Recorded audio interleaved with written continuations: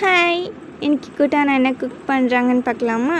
Chocolate cookie அதுதான் cook பண்ண போகிறாங்க. வாங்க எப்படி பண்ணுறதுன்னு பார்க்கலாம். ஃபஸ்ட்டு அவன் இல்லாததுனால இந்த மாதிரி செட் பண்ணி ப்ரீ ஹீட் பண்ணி வச்சுக்கலாம். இப்போது பட்டர் ஒரு பவுலில் ஆட் பண்ணிவிட்டு அதை நல்லா மிக்ஸ் பண்ணிக்கலாம். மிக்ஸ் பண்ணிவிட்டு ஒயிட் சுகரும் ப்ரௌன் சுகரும் ஆட் பண்ணிக்கலாம். ஆட் பண்ணி அதையும் மிக்ஸ் பண்ணி வச்சுக்கலாம்.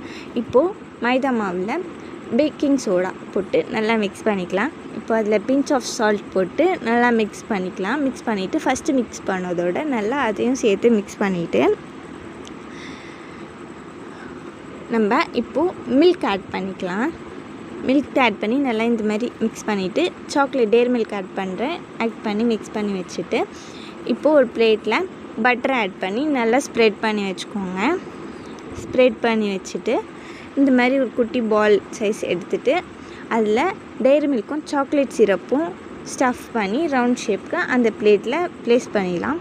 நான் குக்கிக்கு ஒரு கவிதை வச்சுருக்கேன், கேட்குறீங்களா? சின்ன வட்ட குக்கியே இனிப்பை தரும் குக்கியே சாக்லேட் தூள்கள் சேர்ந்ததால் சுவையின் ராஜா நீதானே. நல்லா இருக்கா? நல்லா இருந்தால் கமெண்ட் பண்ணுங்கள்.